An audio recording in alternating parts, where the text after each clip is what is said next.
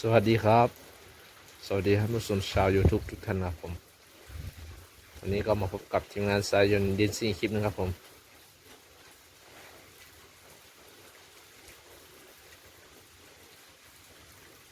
รถจอดตากฝนเลยครับไม่ได้เอาเข้าลมก็ทำงานมาครับ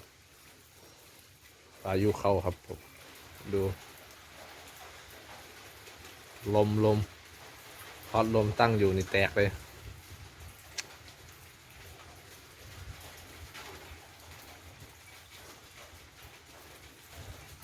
พายุเข้าครับ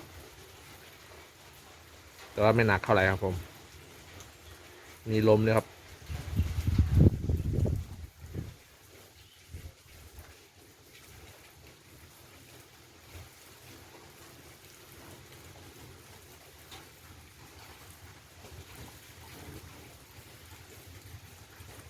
ลมแบบนี้ครับทั้งคืนเลยครับผม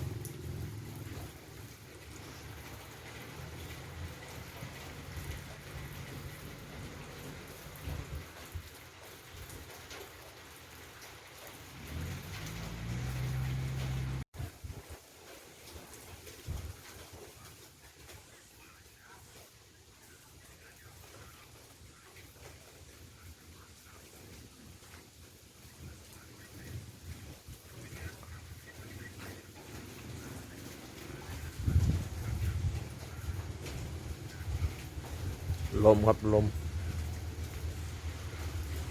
โอ้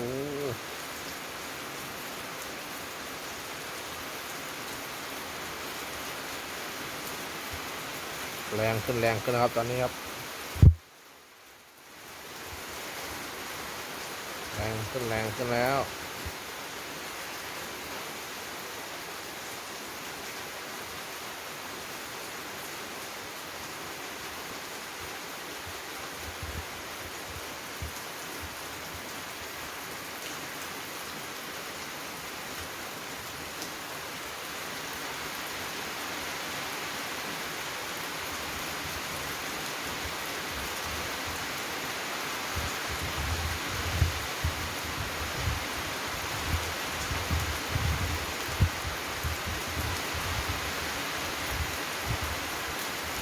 อ๋อ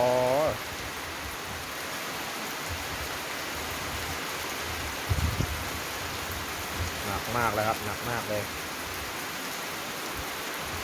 ไม่ได้เกี่ยวข้าวไม่ได้เกี่ยวครับฝนตกครับแบบนี้ข้าวนาปังล้มแน่นอนครับ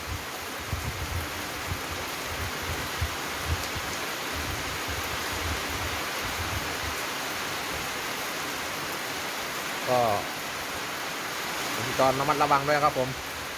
พายุเข้าอย่างนี้ครับฝนตกอย่างนี้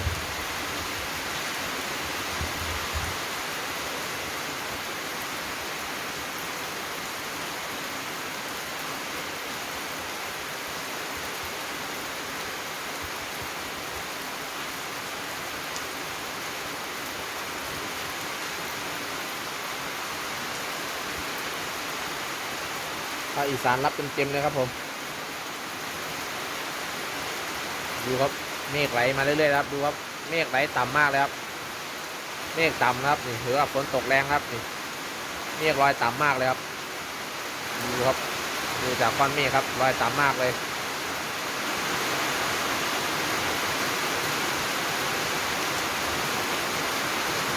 นี่ครับมากับก้อนเมฆนี่ครับนี่ฝนครับนี่เห็นไหมครับเมฆไหลมาแล้วครับมากับก้อนเมฆนี่ครับนี่ครับพายุดูจากก้อนเมฆเลยครับไหลมาเรื่อยๆครับก้อนเมฆไหลต่ำครับฝนก็ตกแรงครับดูทางนั้นมืดเลยครับ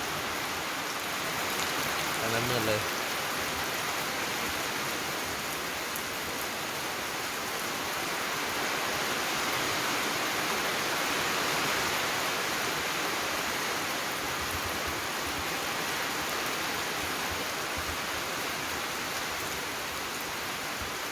ฝนตกอย่างแรงครับดู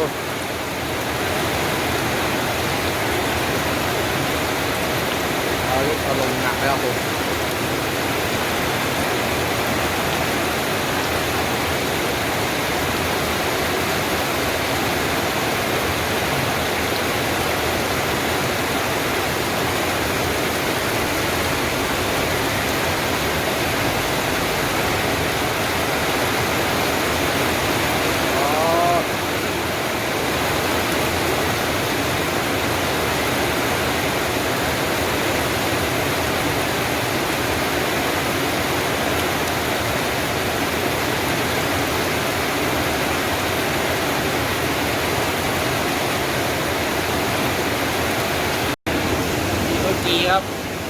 ครับบรรยากาศฝนตก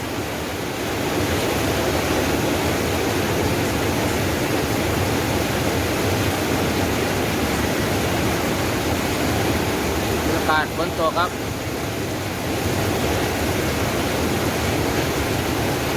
จีเขาจีครับผม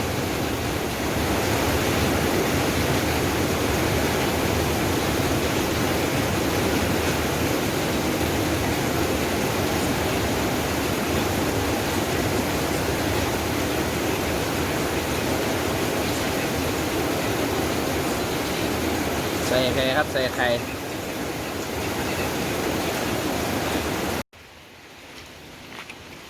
โอ้น้ำท่วมครับอ๋อ